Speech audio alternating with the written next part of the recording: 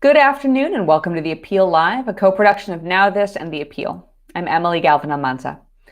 So in recent years, the justice reform movement has swept across prosecutors' offices nationwide, but in this case, we're talking about Virginia, with many elected prosecutors pushing ahead on efforts to shrink the overall footprint of the system and the death penalty, hold police accountable.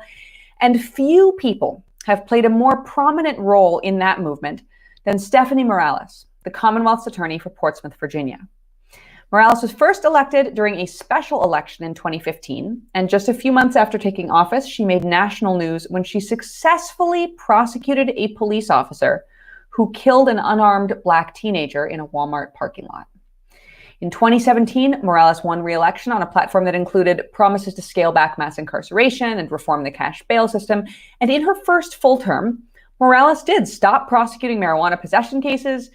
She spoke out against the use of mandatory minimum sentences, spoke out against the death penalty, and helped to form a new association of 11 prosecutors in Virginia who have promised to push for reforms in the state legislature. Now Morales is seeking another term in office. And an election that will take place later this year, she's going to be talking about all of these issues once again, as well as her record. So here to talk with us about it, about her agenda, her re-election campaign, I'm very happy to be joined now by Portsmouth Commonwealth's attorney, Stephanie Morales. Thank you so much for being here today. Thank you for having me. So there's big news out of Virginia today, but I'm going to start with the focus on you before we get to it and the last few years. I'd love for you to give us a self-evaluation. Like, how do you think your last 4 years in office have gone? What have you done for your constituents, and why should they keep you? Well, the last 4 years has been an absolute fight for transformative change. I made it very clear coming out of my first term that there was still too much incarceration and too much crime simultaneously. I am an advocate for decarceration. I'm an advocate for, restorative justice, and I'm an advocate for looking at the complete wellness of the community, which means that we have to move so many of the resources that we have tangled up in incarceration and in policing and move those into the community so that we can truly provide for the needs of the members of our community. So this last 4 years has been a consistent push. Every single day I come to work prepared to encourage and engage with my team to make sure that on every single matter, which involves a real person, a family, and a community member whose life can be impacted by incarceration, or someone who's been a victim, that we are doing everything in our power to treat people fairly, to serve them, and to end these harms that the system has done against members of the community for so long. That has involved going into prisons and conducting programs inside of prisons. That has involved going into schools, that has involved bringing young people into my office, that has involved going into the community, calling out for legislative reform, and any and everything in between that I could do to hold myself accountable to serve the members of my community, not only in the courtroom or in the traditional sense, but to really seek this ability for our community members to thrive, not the very basic desire for them to live that we talk about, because we're seeing so many violations of people's life at a very basic level. But how do we get the members of our community to actually thrive? And so I am committed to fighting, every single day for the next 4 years and beyond, and as long as my community wants to have me, for that transformative change, because I will never rest because there's simply so much work to be done. So I know that my community members know, because they've engaged with me about how much and how committed I am to fighting for them. And I hope and I wish and I think that they will stand with me for another 4 years, because they know that in me, they have someone who has been fighting for transformative change in this criminal legal system since before it was the cool thing to do, since before there was a progressive, and since before we were talking about these issues the way we are now. So I'd love to know, so I love these since before it was cool. You heard me laughing. Yeah, it is the cool thing to do now. There's definitely a lot more public will. What are your metrics, though, when you talk about shrinking the footprint of the criminal legal system? Like, what are the numbers that you're looking at, and where are you by the numbers, and what metrics and what reductions do you expect to see if you are able to stay in your position for the next 4 years? Absolutely. So, what we've seen, just to talk about specifically the things that we have done to be clear, we have changed the way we address matters that come before us. And in Virginia, we don't have intake units like some of the other states. So, some of the other states are able to measure the matters that they have dismissed, that they have chosen not to prosecute. For us, the matters that come before us, they've already been filed and they're already before the court. So, everything that we do, we have to get approval from a judge to dismiss. So moving to, decriminalize marijuana before it was legislatively done, that was a major deal in moving, the legal footprint away from the lives of people, not just in terms of who comes to court, but also thinking about how many people get stopped in their communities and their everyday lives and reducing, again, the footprint of the system in people's lives. We've also done things like look at trespasses. How are we treating these, offenses that are nonviolent in nature, but that have resulted in incarceration? And we are, I have to talk about this too, because this is something we don't talk about enough. But the type of people I have recruited to work in my office have a different mindset. They are not the traditional people, attorneys who say, I've always wanted to be a prosecutor my entire life. I think the system is fair and I want to do good by being a part of the status quo system. And I've sought out people who maybe were public defenders, who maybe were defense attorneys, who maybe thought, I don't ever want to be a prosecutor because prosecutors do so much harm. And I know that every day internally they feel that same challenge that I do to fight for what's right on every single case. So in my jurisdiction, it's a little bit harder to measure by the numbers simply because we don't have control of those numbers because we have to wait for everything to come through the court. But we know and we've seen, and it's difficult to discuss this, but our offices are staffed and funded in Virginia based on the number of indictments and convictions, felony indictments and convictions. And so we have, when we talk about defunding police and defunding incarceration and moving resources away from the criminal legal system, I will just plainly say we have sacrificed resources in my office because it was the right thing to do to reduce the number of indictments and felony cases. So without getting too deep into, how that actually works, we have done enough that, and we have seen enough change and pushed enough and made sacrifices internally in terms of our own funding and what we're willing to do to make sure that we're fair to our community and see that decrease in incarceration. Another thing that we did during COVID was we joined with the public defender's office to make joint motions to have people released from incarceration who were not violent. And that once again raised the issue and a concern, and a conversation ensued with my attorneys about why do we have people who are incarcerated for nonviolent offenses in the first place? Are we dealing with, mental health related issues in the right way through the medical care and through behavioral health? Are we dealing with addiction issues in the right way? And why are we over incarcerating people when we should be helping them and doing everything in our power to see them thrive, to see them get the assistance that they need, so that we focus our efforts on the truly violent instances where people truly make our society unsafe. That should be the last resort for incarceration. So I kind of want to go back to a thing you said a minute ago, because I'm a big believer in incentives being meaningful and what incentives people are given really defining their behavior and their choices. And you mentioned an incentive that was pretty striking to me, which is that your office receives funding based on the number of indictments you secure.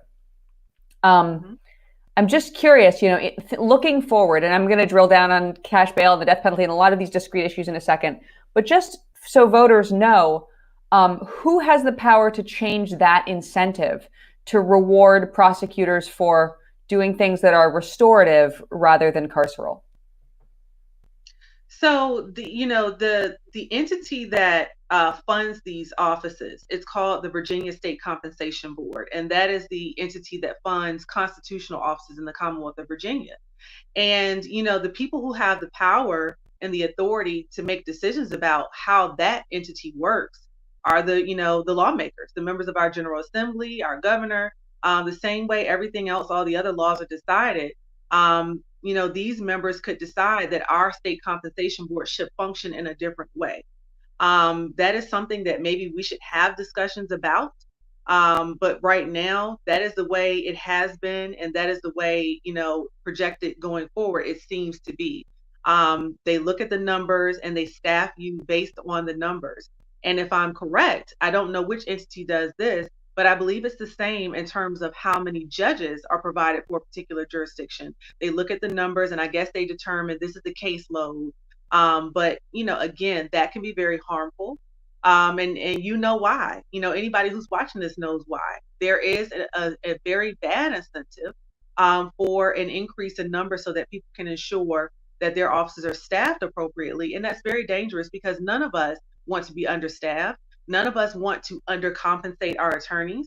We want to have attorneys who are compensated fully so that they can do excellent work. For me in my office, the programs that I spoke about, I lead all of those programs. I go to the prisons and in the schools, and I'm with the children who come in the offices every time.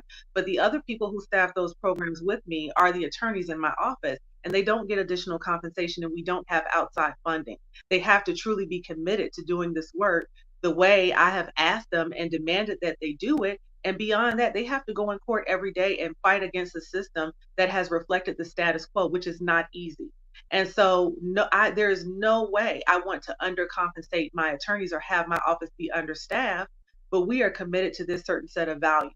And so, that is a conversation that does need to be had in the future about how the offices are staffed.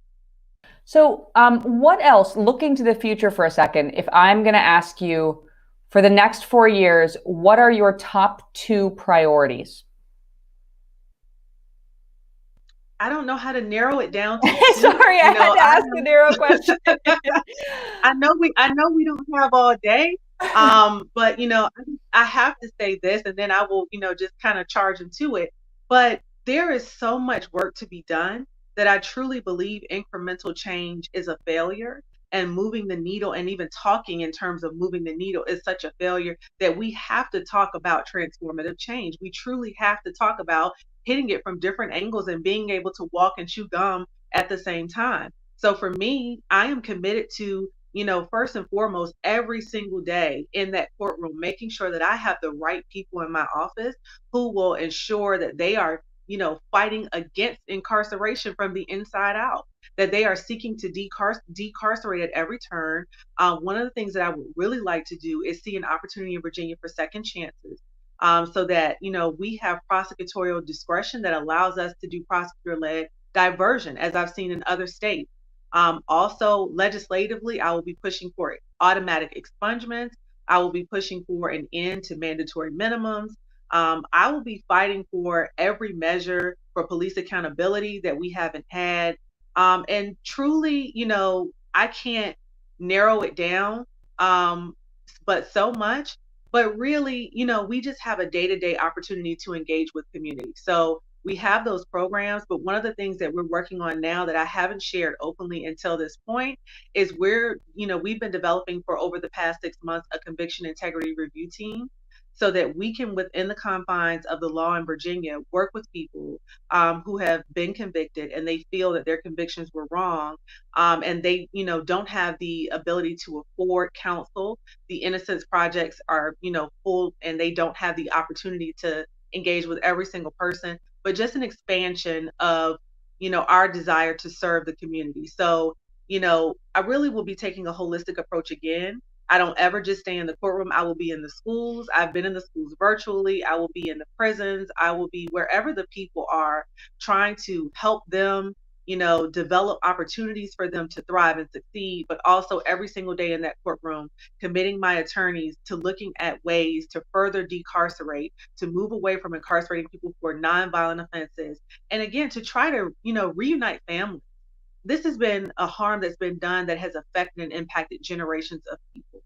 And my fight every day will be the same. It's going to be for that transformative change in any and every way. There's nothing that I will shy away from ever in order to see us have the country that reflects, the will of what the people want. Everybody wants to be safe. They want opportunities to thrive, to build intergenerational wealth.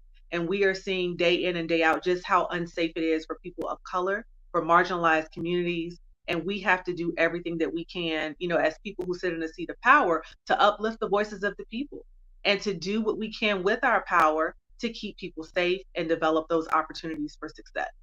So I want to dig into the sort of the change in the terrain that you're in, because the will of the people seems to be changing. People are getting more interested in transformative solutions, restorative solutions, things that actually make people safer, as opposed to like regressive, knee-jerk policy. So the death penalty today, you have been a vocal proponent of abolishing the death penalty. The Virginia legislature passed legislation to end the death penalty. Governor Northam signed that today. What is next on capital punishment and other forms of life consequence convictions in Virginia? So, I think going back to what you said at the beginning about the will of the people changing, I don't know that the will of the people has changed. I think that people are finding their voices. And I think that, everything that has happened over the past year, what happened over the summer with respect to the movement for, protecting Black lives after everything that transpired with George Floyd and Breonna Taylor and so many others, and in conjunction with seeing this pandemic that disproportionately impacted Black people and people of color, I think people are finding their voices. I think they realize that our lives depend on this. This is a matter of life and death, and we cannot afford to sit on the sidelines if we want to protect ourselves, our families, and future generations.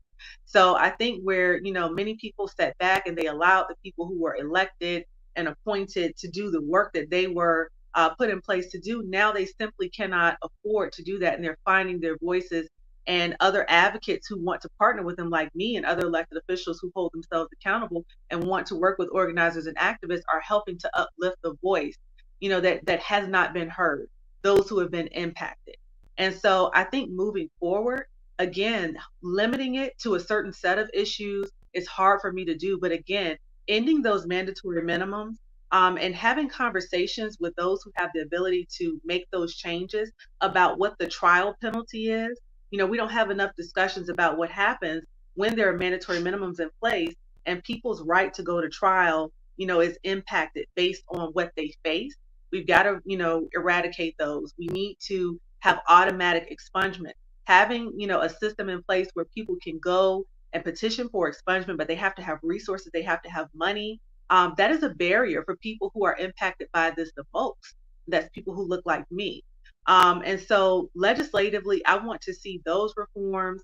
I would like to see something built into the law to provide for second chances. Right now in Virginia, if you have a conviction and it is 21 days have passed, that is final. It would be great to have an opportunity for prosecutors to be able to look at those, make decisions about what's right after the fact. Some other jurisdictions are able to go and reopen cases around the country, based on changes in the law. We're limited in what we can do. So we know that there is prosecutorial misconduct that's happened in the past. We know there's police misconduct. We need to be able to have the ability to rectify as much of the harm as we can that has been done in the past. And finally, just, pushing every single day to have bolder leaders who will evaluate consistently. I can't tell you everything that we'll need over the next 4 years, but I can tell you that I'm going to be evaluating constantly what we need to push for. And once we get all these things done, we'll find a new set of things to push for, because there's so much work to be done. Looking at how we change gun laws, we see we've had mass shootings over the past few days.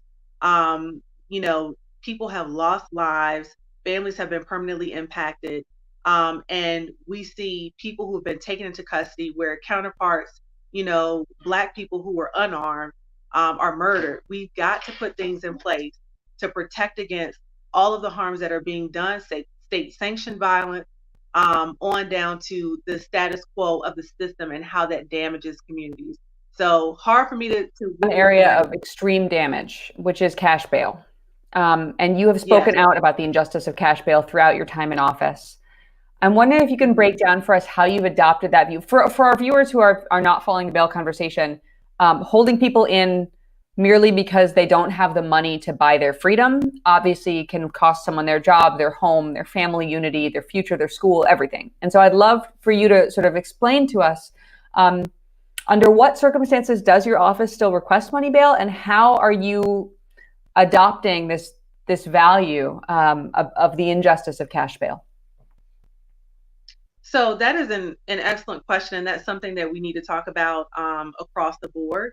Because my office, I have a policy in place where we do not ask for money bail, but that does not mean that the court does not still engage in the money bail system.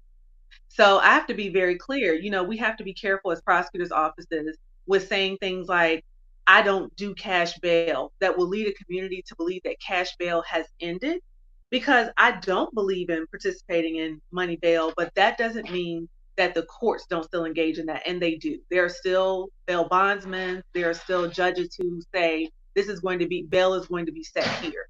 And so we are doing things now to try to figure out other ways. Like we have a pretrial services unit, which, like many other entities in our Commonwealth, is not funded adequately to be able to take an influx of a whole bunch of people. But for years now, ever since I've been speaking out about the dangers of cash bail, how unequitable it is, how unfair it is, and how damaging, we have not participated with that. But that doesn't mean that the system doesn't continue to participate. That's why it's so important to have legislative reform, so that it can be eradicated. So, again, we're on a day in, day out, every single case basis, pushing to do things the right way, and looking at, once again, if there is someone who is a danger to the community, that should be expressed in the court. But for any other reason, if we think that a person is going to have issues showing up to court, we should have a reminder system in place. We should have maybe a pretrial services opportunity for that person. But having them be subjected to cash bail, money bail, is simply unfair, and it doesn't have anything to do with justice. Mm-hmm. And so, but I, again, have to state it's so important that we have that legislative reform to do away with it. Can I ask you for a question? Legislative reform obviously takes time, and it's striking to me that you describe a world in which your line attorneys are not asking for money bail in the room. And the judges, I admit I'm a former public defender, and I have at times found judges to be like a second prosecutor on the bench. And what you just described is such a vivid picture of that. Judges themselves stepping in to impose cash bail, even where it was not requested by the prosecution. Is there anything that's going to change that judicial practice? Is it judicial education? Is there a need for more diversity on the bench? To me, the judicial culture issue is a separate issue. And I'm wondering if you can speak to that. Well, it's important to point out that in Virginia, judges are appointed. They're not elected. Many other states around our country, judges are elected. And so the members of the community, they know politically where these judges stand. They know what issues they believe in. In Virginia, the members of the General Assembly make decisions about who is going to be appointed to the bench. And oftentimes, members of the community have no idea where they stand with respect to cash bail and many other issues. And so what I've noticed is that it's a reflection of the status quo. Many judges will do things the way that they are because that's how they've been done. And so what has to happen, and what we have seen, is we go and we push every single day until we see a shift. And we've seen that in many different ways, with the way that, again, the trespassing charges are handled, with the way that, drug paraphernalia charges are handled. We've moved away from prosecuting those in the way that we did before and are seeking a different approach. Over time, there was a shift. This one has been a little bit more difficult because, again, there's a whole system in place. And, let's not just assume that all defense attorneys, have gotten away from dealing with this system. If their client has the resources to make bail, they're going to suggest an appropriate amount of money bail that their client can make, and, do anything to make sure that their client has a bail. So there's all different types of challenges with the way the system is set up, because, people just want to get out, and they're going to do whatever they can to do it, even if that means moving for, can we agree to bail for this amount? And as a prosecutor, that gets uncomfortable for the line attorneys in the office, because if a defense attorney is saying, can we agree to $10,000 with surety, my client can make that, what do you say at that point? And so these are the everyday real world challenges that are faced when the system is still in place, and we're using our discretion to try to address it. But in reality, we need full shift. And let's not forget that, there are not offices that are reflective of the office that I have and the other members of Virginia Progressive Prosecutors for Justice. There are over 100 Commonwealth attorneys' offices in the state. And that means that there are a good number of them who are not in agreement with this cash bail reform idea. But our group represents over 42% of the population of the state. And so, once again, that legislative reform, it protects people who don't even have a prosecutor in their jurisdiction that is willing to put up the fight until we have that legislative reform. And I don't want to let the members of our General Assembly off the hook. You know, some of the things that they've decided to pass, they've passed it and it's gone into effect. And so this could be one of the things that would be passed and it would be behind us if only there is the boldness and the willingness to fight that fight in large numbers. So speaking of the hard fights, I know we have just a few minutes left, but I do not want to close the show without talking about policing, because obviously you attracted a lot of attention early in your career for doing something incredible, which is actually succeeding in earning the conviction of a police officer who killed a Black teenager in your jurisdiction. And it's to me, it's echoing the conversation we just had about like legislation versus discretion and whether the burden is on prosecutors or legislators to change the way justice is meted out in a jurisdiction. But right now, you know, in our current cultural moment where people are finding their voices about policing, how do you plan in the next 4 years to address the issue of police violence and community mistrust at a more structural level? So one, the onus is on everybody who has the power to create and impact change. For prosecutors, I hold myself accountable. We have to hold our elected officials accountable, and we have to hear the voices of the people who are, you know, just flat out done with being treated the way that they have been. So prosecutors absolutely cannot be left out of that discussion. Convictions can be had. I'm sitting here, I'm proof that if you're willing to fight and you're willing to engage, you know, in ensuring that justice is had, the opportunity is there.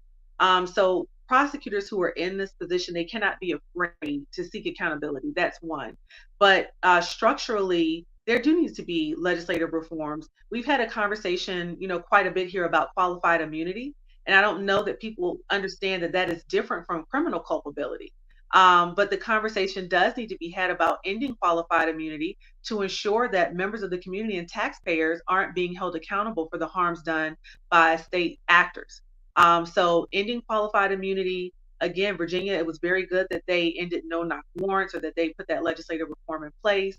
But, you know, putting legislation in place to release the records of officers who have had misconduct issues and who harmed people and violated people's rights, making information publicly available to keep the community safe. And structurally, I would like to see a process at the outset of becoming a police officer to monitor for racism. You know, period. We don't want to have people are very uncomfortable having conversations about racism and systemic racism, but they want to talk about having bias training and sensitivity training. But the bottom line is you cannot train racism out of a person.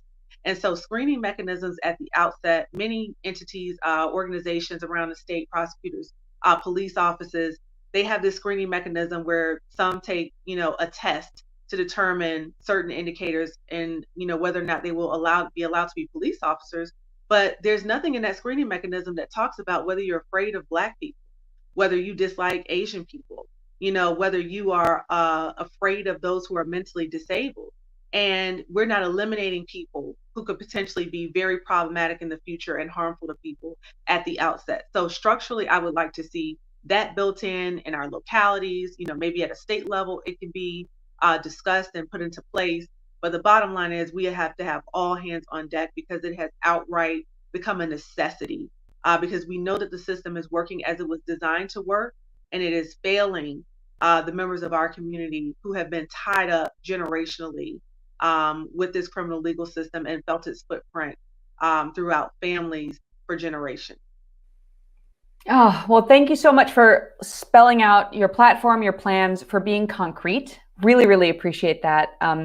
Thank you so much for joining us, and I wish you the best of luck. Thank you so much. So reflecting on what we just heard for Stephanie Morales, who's running for another term as the Commonwealth's attorney in Portsmouth, Virginia, We heard a lot of discrete policy pieces, second chances, increased diversion opportunities, ending mandatory minimums, automatic expungement, meaning automatically the ability to clear past criminal convictions, putting people in place at the DA's office or at the CA's office, in this case, in a conviction integrity review unit who could review past convictions to make sure that people were not wrongly convicted and fix that wrong if it did take place. Ending no-knock warrants, new initiatives to make policing less racist and more transparent.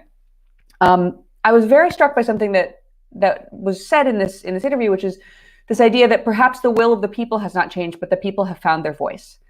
And when I'm thinking about all of the things we just heard here today, what stood out to me the most against this idea of the people's voice are the incentives that are set up in this jurisdiction in Virginia, where the state compensation board has actually funded their prosecutors based on the ability to secure more prosecutions, more indictments.